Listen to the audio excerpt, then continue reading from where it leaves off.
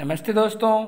हमारे special session जीव विज्ञान यानी बायोलॉजी में आज हम बात करेंगे बैक्टीरिया की यानी जीवाणु की। हम आपको बताएंगे किसने खोज की थी 1683 में जीव विज्ञान की और किसने नाम दिया था 1829 में इसे सबसे पहले जीवाणु यानी बैक्टीरिया। साथ ही हम आपको बताएंगे आकृति के आधार पर जीवाणु कितने प्रकार के हैं और बताएंगे हम आपको जीवाणु यानी बैक्टीरिया कैसे मदद करते हैं नाइट्रोजन फिक्सेशन में, उद्योग और अनुसंधान में। हम आपको बता दें इससे पहले हम जीव विज्ञान यानी बायोलॉजी में हम आपको बता चुके हैं सवाल यानी एल्गी, कवक यानी फंगी, लाइकन के बारे में हमने आपको बताया हमने लाइकन को क्यों कहा जाता है सिम्बायोटिक यानी सहजीवी।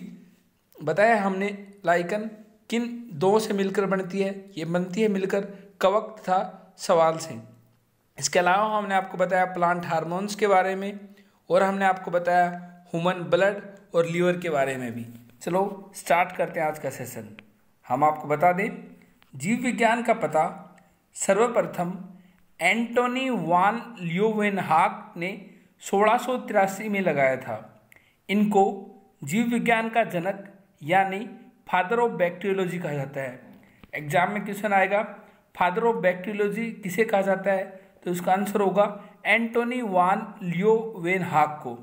आगे एरनबर्ग ने 1829 में जीवाणु बैक्टीरिया नाम दिया गया, यानी कि एरनबर्ग ने 1829 में इन्हें जीवाणु यानी बैक्टीरिया नाम दिया।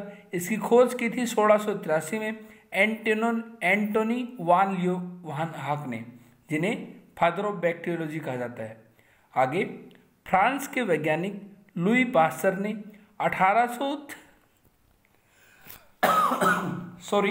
1876 में बताया किण्वन यानी फर्मेंटेशन की क्रिया जीवाणुओं द्वारा होती है। आगे इसलिए इनको सूक्ष्म जीव विज्ञान यानी माइक्रोबायोलॉजी का जनक तथा रॉबर्ट कोच को आधुनिक जीवाणु विज्ञान यानी फादर ऑफ मॉडर्न बैक्टीरियोलॉजी का जनक कहा जाता है। एग्जाम में क्वेश्चन आएगा फादर ऑफ बैक्टीरियोलॉजी किसे कहा जाता है, तो उसका आंसर होगा एंटोनी वान ल्यूवेनहाक को। इसके अलावा क्वेश्चन आएगा कि सबसे पहले बैक्टीरिया को बैक्टीरिया नाम किसने दिया, तो आंसर आएगा एरनबर्ग। और किसे कहा जाता है फादर ऑफ माइक्रोबायोलॉजी, तो आएगा लुईस पास्चर।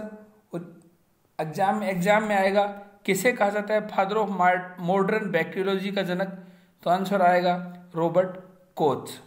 आगे हम आपको बता दें जीवाणु सबसे सरल, अति सूक्ष्म तथा एक कोशीय यानी यूनिसेलुलर तथा प्रीमिटिव जीव हैं। ये विसर्जनित अर्थात सर्वव्यापी जीव हैं जो जल, जीवित व मृत पौधों तथा जंतुओं पर वास करते हैं। ये बर्फ व गर्म जल के झरनों में 80 डिग्री सेल्सियस तक के तापक्रम पर पाए जाते हैं। इसके अलावा इनके अंदर कोशिका भित्ति यानी सेलवाल पाई जाती है, जिसके कारण इन्हें पादप जगत में रखते हैं, यानी पादप जगत यानी प्लांट किंगडम में रखते हैं, यानी वनस्पति विज्ञान में रखते हैं।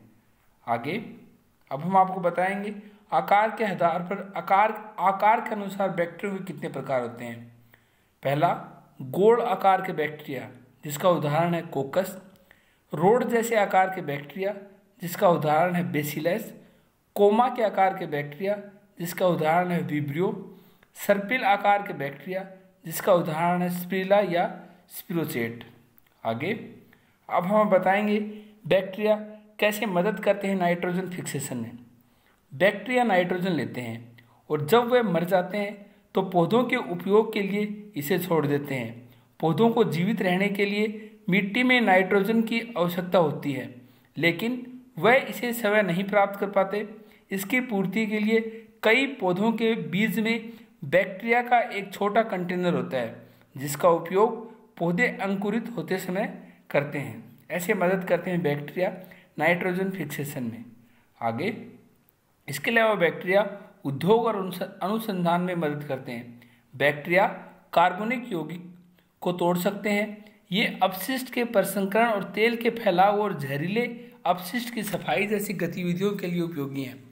इसके अलावा दवा और रासायनिक उद्योग कुछ रसायनों के उत्पादन में भी बैक्टीरिया का उपयोग किया जाता है।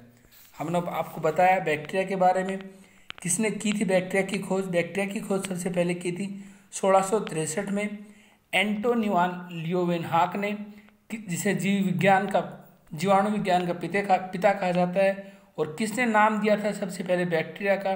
बैक्टीरिया का नाम दिया था हेरेनबर्ग ने 1829 में। इसके लिए हमने आपको बताया आकृति के आधार पर बैक्टीरिया कितने प्रकार के होते हैं, और बताया हमने बैक्टीरिया कैसे नाइट्रोजन फिक्सेशन और उद्योग में मदद करते हैं।